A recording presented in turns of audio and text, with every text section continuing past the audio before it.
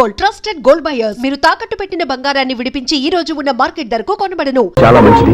అమాయకురాలు, తనకి ఏమీ తెలియదు. మీకంటే మంచివాళ్ళు చూసి పెళ్లి చేయాలని చెప్పేది. ఇది కూడా మీ అక్క ఆశే. అందుకే నీ మనసులో ఎవరైనా ఉన్నారని తెలుసుకోవడానికి ట్రై చేశాను. ఆ రోజు బస్టాండ్ లో నేను నిన్నే కాదు ఎవరిని ప్రేమించినా నిన్ను అన్నప్పుడు నీ మనసులో ఎవరూ లేరని తెలిసిపోయింది. సో బ్రోకర్ ద్వారా వచ్చిన సంబంధం ఎలా ఉంటుందో ఏమోనని నేనే నీకు సంబంధం తీసుకొచ్చాను. ఎన్నాళ్ళు వేచిన ఉదయం ఈనాడే ఎదురవుతుంటే. ఏంటి లవర్ బాయ్, ఈ రోజు మంచి మూడ్ లో ఉన్నట్టును? రియల్లీ డియర్ సునీల్, 25 years 25 ఏళ్ల నాటి చేప ఈనాడు పేరబోతోంది. అయ్యి బాబోయ్, ఇన్నాళ్ళు నెగిటివ్ గా ఉన్న స్టోరీ ఈ రోజు పాజిటివ్ గా మారిపోతుంది అనమాట. అదేదో మా కళ్ళ కట్టినట్టు చెప్పా. 25 years 25 ఏళ్ల క్రితం నేను అరవింద స్వామిలాగా చాలా అందంగా ఉండేవాడిని. ఆ విషయాలు ఆకాశంలో చూస్తా చెప్పాలా? ఫ్లాష్ బ్యాక్ లో అలాగే చెప్పాలి. ఓహో, కంటిన్యూ చేయి. ఆ రోజుల్లో నేను లండన్ లో చదువుకునేవాడిని. ఏంటి లండన్ లోనే? అప్పుడు నా చుట్టూ లేడీ ఫ్యాన్స్ ఉండేవాళ్ళు. నీకే? ఎస్, సరిగ్గా అదే రోజుల్లో రిలేటివ్స్ మ్యారేజ్ గా ఇండియాకి వచ్చాను. ఆ పెళ్లిలో మొట్టమొదటిసారిగా ఐశ్వర్యరాయని చూశాను. నా గుండె గుడి గంటల కంటే వేగంగా కొట్టుకుంది. అప్పుడే నాలో మొదలైంది. ఏటి సొగరా? కాదు, ప్రేమ. ఓహో, అంటే నీ ప్రేమ కదా సిల్వర్ జూబ్లీ ఆడేసిందనమాట. ఎగ్జాక్ట్లీ. నేను టీనేజ్ గర్ల్స్ తో చిలిపిగా తిరగడం చూసి అమ్మాయి ఎంజాయ్ చేసింది. ఆ అమ్మాయిలో ఉన్న అమాయకత్వాన్ని నేను ఎంజాయ్ చేశాను. నాలో ఉన్న సంథింగ్ ఆమెలో ఉన్న సంథింగ్ మా ఇద్దరికి నచ్చాయి. ఒక్కళ్ళనొక్కడు ప్రేమించుకున్నాం. మీ పెద్దోళ్ళు ఒప్పుకుని ఉండరా? అక్కడే నా స్టోరీ టర్నింగ్ లో బర్నింగ్ స్టార్ట్ అయింది. నా పేరెంట్స్ కి ఆ అమ్మాయి అన్నయ్యకి వచ్చిన క్లాష్ లో వాళ్ళ అన్నయ్య ఆ అమ్మాయిని తీసుకుని ఊరెళ్ళిపోయాడు. ఒక్క నిమిషం ఆగవా? ఇక్కడ నేను చెప్తాను కూడా. చెప్పు. ఆ అమ్మాయిని తీసుకుని వాళ్ళ అన్నయ్య ఊరెళ్ళాడు. నువ్వు వెనకాలే తోకాడించుకుంటా ఊరెళ్ళావు. ఆ అమ్మాయిని ఇచ్చి పెళ్లి చేయమని వాళ్ళ అన్నయ్యని అడిగావు. దానికి వాళ్ళ అన్నయ్య ఒప్పుకోకుండా నీకు 1 ఎకరం పొలం ఇచ్చి అతనికంటే ఓ బత్త ఎక్కువ పండించమని ఆఫర్ ఇచ్చాడు. దానికి నువ్వు సై అన్నావు. కరెక్ట్, ఎగ్జాక్ట్లీ అన్ని తెలిసినట్టే చెప్తున్నావే. నా స్టోరీ నీకెలా తెలుసు? నాకంటే మొత్తం ఆంధ్రప్రదేశ్ అంతా తెలుసా? ఈ సినిమా ఎప్పుడు రిలీజ్ అయ్యి 100 ఆడేసింది. ఏంటి, నా స్టోరీ సినిమా తీసారా? ఇది ఎక్కువ మారక సినిమా వాళ్ళ దగ్గర రివాల్వర్స్ ఉంటాయి. AK-47 ఎదురైనా సరే ఇది నా కథ. బిల్లింగ్ నువ్వు చెప్తావు చెప్పమంటావా? ఈ వయసులో నీకు అంత స్ట్రెయిన్ ఎందుకులే, నేనే చెప్తాను. నేను చెప్పు. నువ్వు కష్టపడి పొలం దున్ని పంట పండించావు. దాంతో ఇలమ్స్ నీ పంటను నాశనం చేద్దాం అనుకున్నాను. ఎన్నే వాళ్ళ అన్నయ్య వచ్చి నీ పొలంలో ఎక్స్ట్రా బత్తా ధాన్యం పెట్టి నేను గెలిపించేసాడు. సినిమాలో అలా మార్చారా? ఒరిజినల్ అలా జరగలేదా? ఒరిజినల్ గా బస్తా తక్కువ పండింది. అందుకే కదా వాళ్ళ అమ్మాయి నాకు ఇచ్చి పెళ్లి చేయలేదు. ఏమైనా సరే మేము పెళ్లి చేసుకోవాలని నిర్ణయించుకున్నాం. One fine day.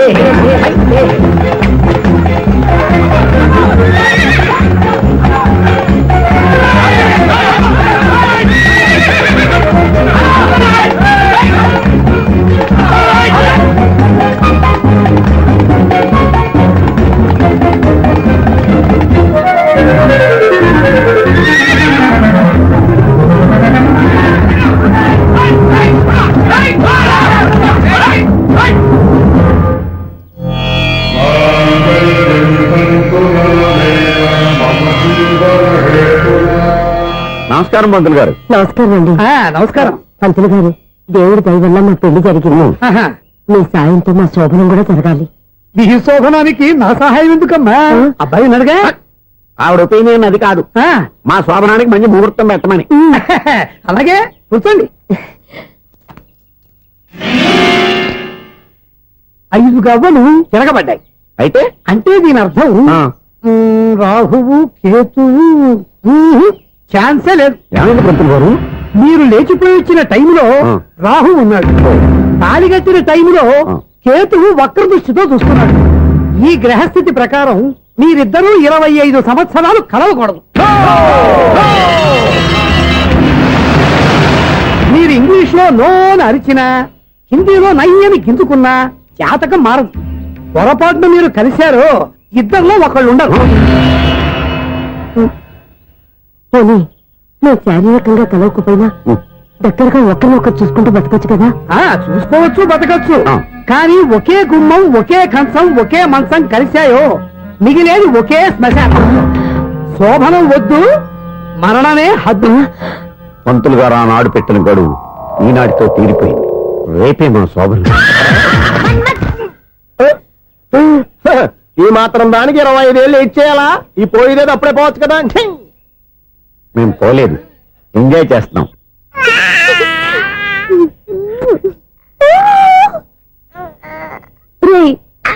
ఇంకా కాదురా, అమ్మా అమ్మా అని పిలు. ఏం పిల్లాడివిరా నువ్వు, అదే ఆడపిల్ల.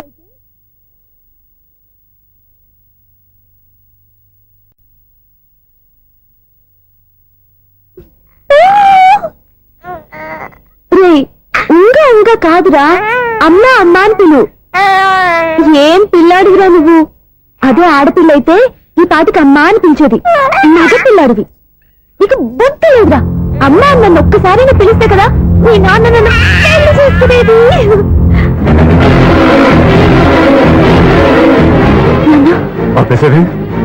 నేర్పు, అమ్మ అనడం నేర్పు. కాదు నాన్న, బాబు. ఎప్పుడే బాబు, తప్పంతా నీలో ఉంది, నీ మనసులో ఉంది. మీ అక్క పొరపాటు చేస్తే తప్పంతా దాందే అనుకున్నాను. అదే పొరపాటు నువ్వు చేసావంటే ఈ తప్పు మీద కాదు, నాదే. లేదు నాన్న, నేను ఏ పొరపాటు చేయలేదు. ఒక పక్క నీ పెళ్లి ఏర్పాటు జరుగుతుంటే ఇక్కడ విడిచేత అమ్మ అనిపించుకోవాలని చూస్తావా? ఇంతకన్నా తప్పు, ఇంతకన్నా పొరపాటు ఇంకేమైనా ఉందో?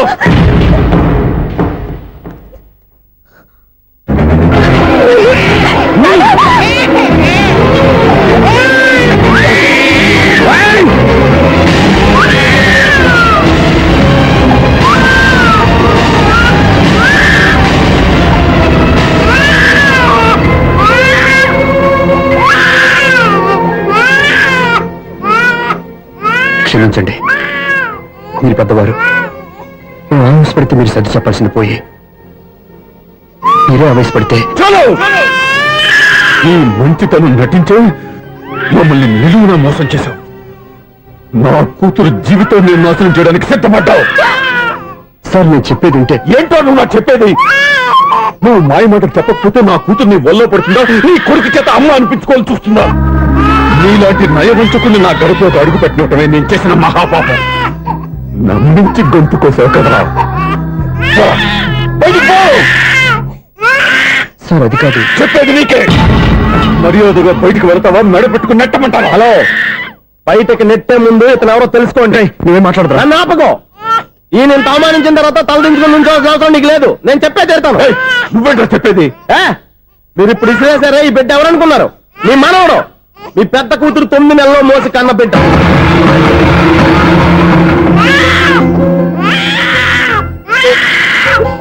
మీరింత అవమానించిన పౌరుషం చంపుకొని నిలబడ్డాడే, ఇతనే మీ దివ్యని ప్రేమించి పెళ్లి చేసుకున్న భర్త.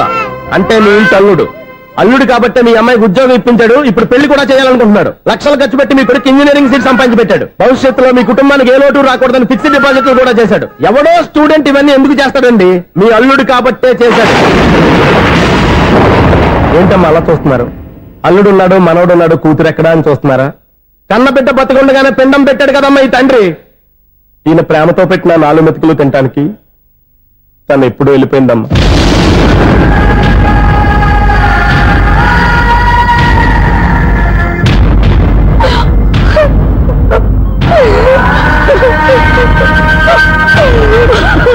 ఏంటి సార్ ఆలోచిస్తున్నారు? ఇప్పుడు మీ ఇష్టం.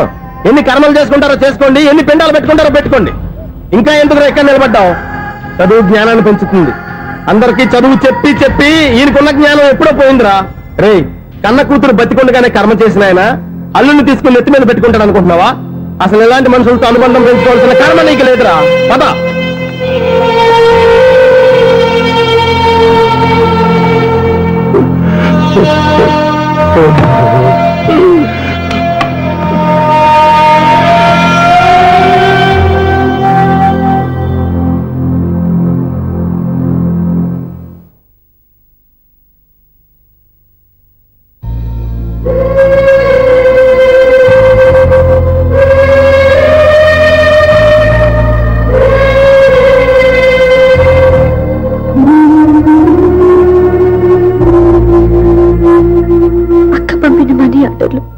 తిప్పి పంపినా, లెటర్స్ చింపినా అక్క ఎక్కడో ఒక చోట హాయిగా బతుకుతుందన్న సంతోషం మీ కళ్ళలో కనిపించేది. ఇప్పుడు అక్క చనిపోయిందని తెలిసి ఉన్న చోట కూలిపోయారంటే అక్క మీద మీకెంత ప్రేమ ఉందో తెలిసిపోతుంది. ఏది ఎలా జరిగినా అక్క ఈ ఇంటి మనిషి, అక్క కొడుకు ఈ ఇంటి బిడ్డే. కానీ వాడు ఈ రోజు అమ్మ లేని ఊరైపోయాడు. అక్క పోయిన తర్వాత బావ కూడా ఇంకో పెళ్లి చేసుకోకుండా తన బిడ్డ కోసమే బతుకుతున్నాడు. అతను పొరపాటున మరో పెళ్లి చేసుకుని ఉంటే ఆ భారీగా వచ్చే మనిషి పాపని సరిగ్గా చూసుకోకపోతే పాపకి అమ్మే కాదు తండ్రి కూడా దూరం అయిపోయేవాడు. అందుకే బావలాంటి మంచి మనిషికి తోడుగా ఉండి అమ్మలేని అక్క బిడ్డకి అమ్మగా ఉండిపోవాలని ఆశపడ్డాను. అది తప్ప నేను ఇంకా అది తప్పని మీరనుకుంటే నేనేం చేయాలి? మీరే నిర్ణయించండి.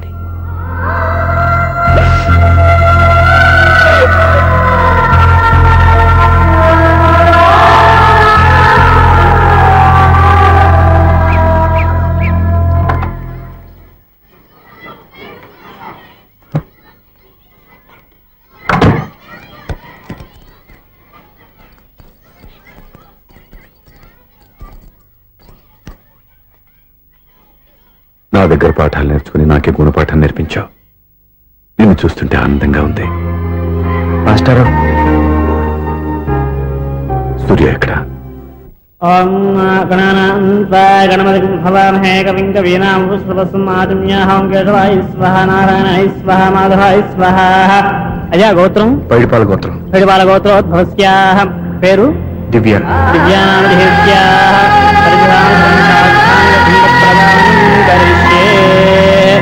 యజమానస్యాః ఓం భద్రం కర్ణేభిः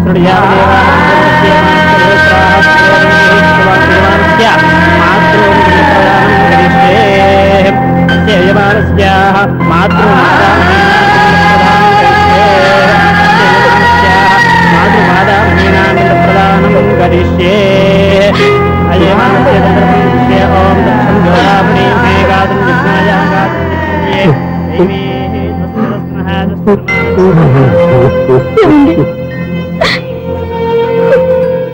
ఆ రోజు నా మూర్ఖత్వంతో బతికున్న కూతురికి పిండం పెట్టి బయటికి పంపించేశాను.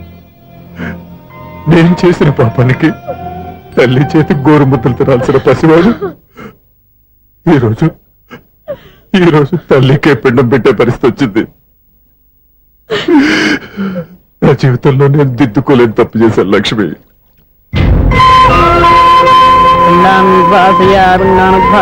గయాయాంగచ్చతి గయాయాంగచ్చతి. స్నానం చేశారండి?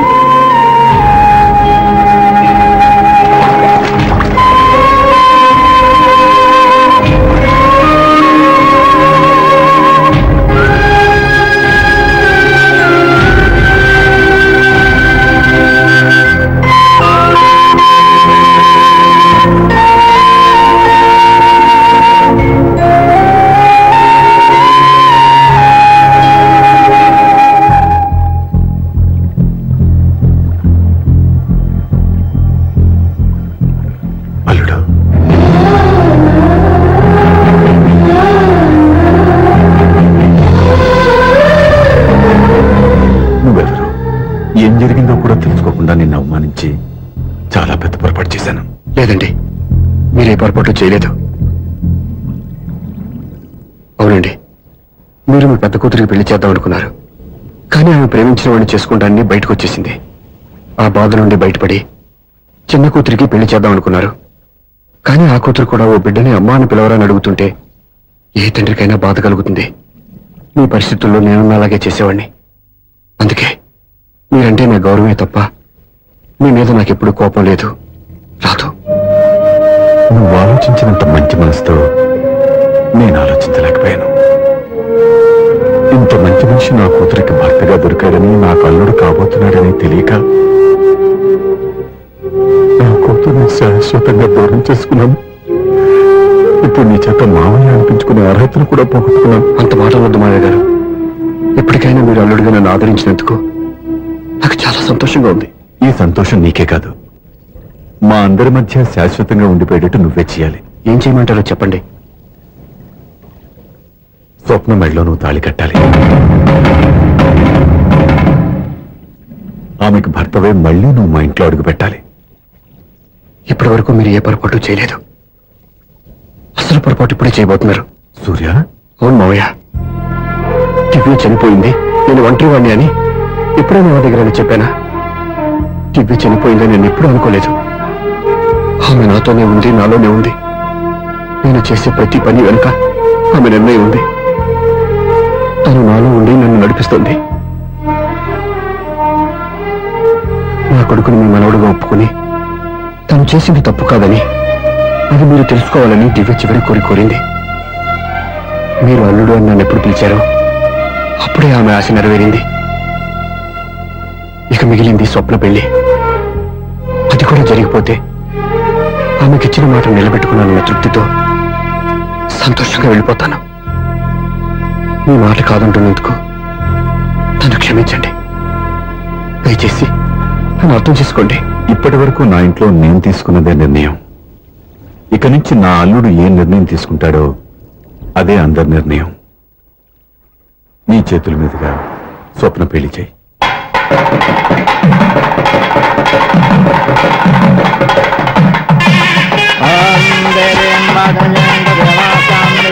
నాకు రాత్రి పెళ్లి కన్నా పగల పెళ్లి ఒంటరిగా ఏదో అడుగుతున్నారు చూడ. ఇటు ఎక్కడికి? మొత్తం ఐదులు కట్టుబడి కావాలని గెలట్కి వెళ్తున్నా. నేను ఇస్తాలే కానీ నువ్వు వెళ్ళి గెస్ట్ రిసీవ్ చేసుకో.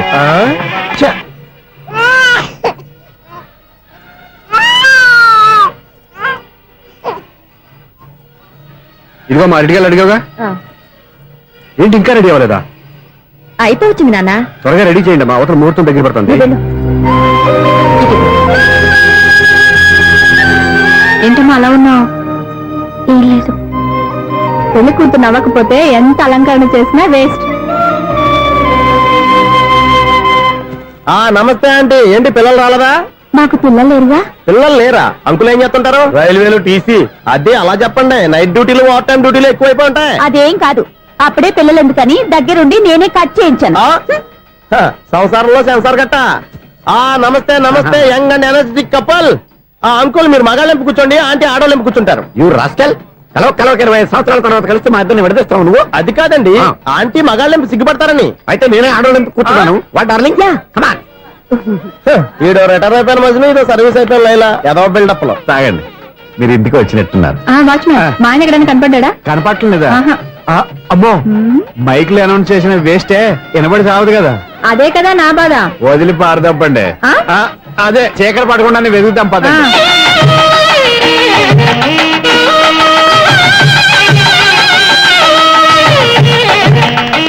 ఇదిగోండి ఇక్కడ ఉన్నారు ఈ వారు. ఆపండి. ఏంటయ్యా చెవిటోడి మీద సన్నయ్య ఊతున్నారు? ఏంటండి ఆయన చెబుతాడా? మరి అదేంటి శంకర శెట్టిలో తాళం వేస్తున్నాడు? మూల శంకర శాస్త్రి ఏం కాదు, గురువు గారు. వాళ్ళు ఎప్పుడు ఆపేశారు, మీరు ఇంకా ఆపలేదు. బాగా చెప్పావు. ఎంత బాగా వాయించారయ్యా. అంటే అబలాపురం, ఈ అంటే ఇచ్చాపురం అని సినిమాలో కన్నా వీళ్ళే బాగా వాయించారు. కాదండి బాబు, ఇది త్యాగరాజు కృతి. చెప్పండి.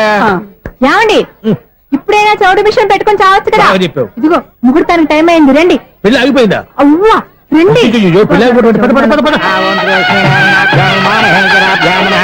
అన్నా పెళ్లి కోసం తొందరగా తీసుకురండి, సమయం కావస్తుంది.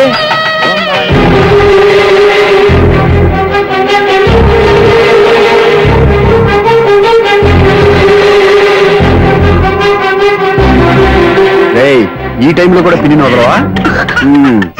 బావా, చివరిసారిగా అడుగుతున్నాను, ఇప్పటికైనా మించిపోయింది లేదు. ఒక్క మాట నువ్వు చెప్పావంటే. ఏంటి పిచ్చి పిచ్చి ఆలోచన మానేసి వెళ్ళి తాళి కట్టించుకో. నీకే చెప్పేది, వెళ్ళు.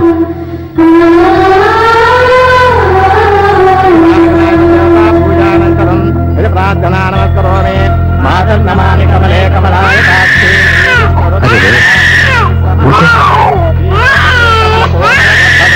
లక్ష్మీ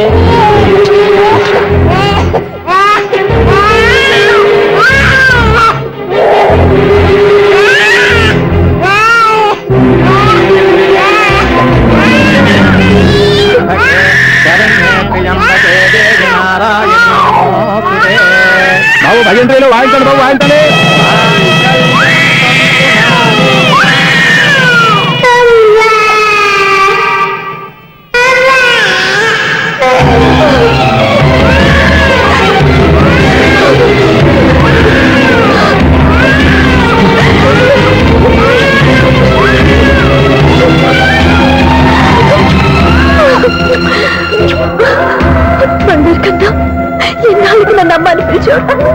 ఈ పిలుపు కోసమే ఇన్నాళ్ళు ఎదురు చూశాను. ఓకే ఓకే, మాటలు వచ్చే ముందు పిల్లలు ఎవరైనా అమ్మా అనే పిలుస్తారు. ఇంత చిన్న విషయానికి పెట్ల నుంచి లేచి వచ్చేయాలా? ముహూర్తం దాటిపోతుంది, వెళ్ళి తాళి కట్టించుకో. ముహూర్తం దాటిపోయినా పర్వాలేదు, మంచి ముహూర్తంలో వీడు నన్ను అమ్మ అన్నాడు. వీడి పిలిపే నాకు వేదమంతా. స్వప్నం, ఇది మంచి పద్ధతి కాదు. నేను మంచిదనుకునే పద్ధతి ఇదే. చూడు బావా, నా భార్య చనిపోలేదు, నాతోనే ఉంది అని నువ్వనే మాటలో ఎంత నిజం ఉందో, వీడు నా బిడ్డ అని నేననే మాటలో కూడా అంతే నిజం ఉంది. ఎందుకు చెప్తున్నానో అర్థం చేసుకో. నువ్వే నన్ను అర్థం చేసుకో బావా. నా మెళ్ళో తాళి కట్టి నన్ను నీ భార్యగా చేసుకోమని నేను అడగను, కానీ ఈ జన్మకి నేను వీడి తల్లిగా ఉండిపోవడానికి డిసైడ్ చేసుకున్నాను. ఫ్యాంటాస్టిక్! ఈ కథకి డిఫరెంట్ క్లైమాక్స్.